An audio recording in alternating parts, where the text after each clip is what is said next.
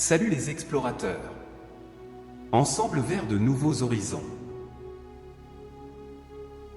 Avez-vous déjà réfléchi à la valeur de la solitude dans votre cheminement spirituel? Dans les moments d'isolement, nous confrontons notre moi le plus authentique, loin des distractions du monde extérieur. Dans cette vidéo, nous explorons pourquoi la solitude est plus que simplement être seul, c'est un espace de croissance et une occasion de se connecter profondément à soi-même. Nous plongerons dans cette réflexion sur la solitude et découvrirons comment elle peut être une bénédiction cachée dans notre cheminement spirituel. Bien que vous ne le remarquiez peut-être pas maintenant, la solitude peut être une bénédiction déguisée. Lorsque nous empruntons le chemin spirituel, il est probable que nous fassions face à des périodes de solitude, certaines d'entre elles pouvant durer des années. Beaucoup ont déjà parcouru ce chemin avant nous et beaucoup le feront après nous. Cependant, dans ces phases solitaires, nous nous trouvons seuls d'une manière unique, confrontés à notre moi le plus authentique. Nous ne choisissons pas toujours d'entrer volontairement dans cette solitude, parfois, la vie nous y place, et la lutte commence.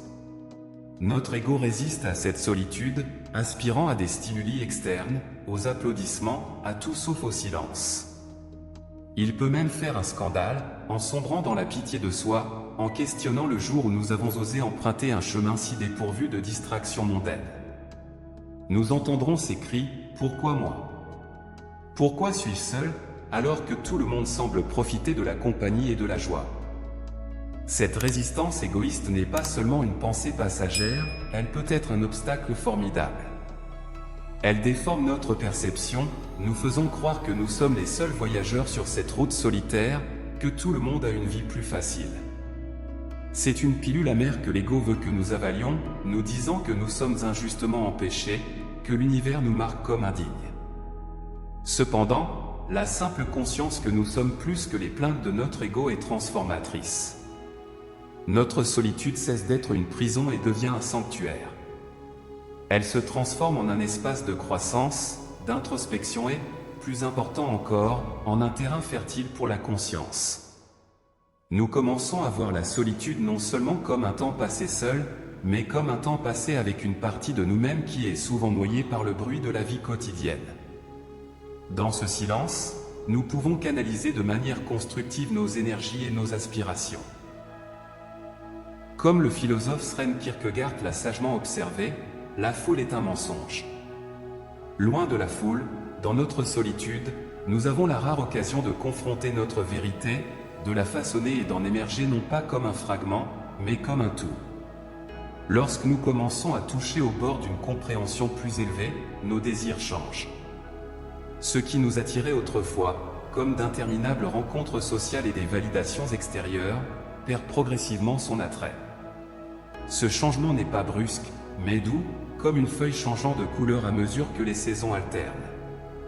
Notre âme commence à désirer la solitude autant que notre ego avait l'habitude de rechercher la compagnie.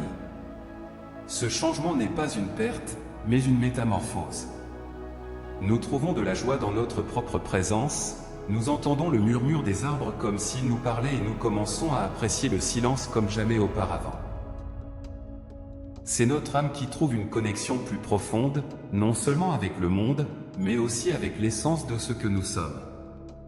En nous retirant vers l'intérieur, un nouveau paysage s'ouvre à nous, un paysage de possibilités, de sagesse et de paix profonde. Imaginez notre ego comme une mouche bourdonnante, toujours à la recherche de la prochaine chose sucrée. Notre âme, quant à elle, est comme une papillon, contente de s'asseoir et d'absorber la beauté qui l'entoure. La différence est claire, l'une est agitée, tandis que l'autre est en paix dans sa solitude. Lorsque nous résistons à cet appel à la solitude, elle se sent oppressante et inconfortable, car elle n'est pas faite pour être ainsi. Lorsque nous luttons contre la progression naturelle de notre cheminement spirituel, nous ressentons à tort que l'univers conspire contre nous. Mais une fois que nous embrassons la solitude, de nouvelles possibilités se déploient. Henri Nouwen, un penseur spirituel, a dit un jour « La solitude est la fournaise de la transformation ». C'est cet espace sacré où nous fondons les anciennes identités et en formons de nouvelles. Peu osent répondre à l'appel de la solitude, car elle est plus que simplement être seul, c'est un acte de bravoure. Cela exige du courage pour affronter nos propres reflets, nos peurs et nos potentiels sans les distractions qui rendent facile de regarder ailleurs. Persévérer dans la solitude exige de la résistance et une volonté forte, des attributs que tout le monde ne possède pas. Il est beaucoup plus facile de rester dans le royaume de la distraction que d'affronter le pays inconnu du soi.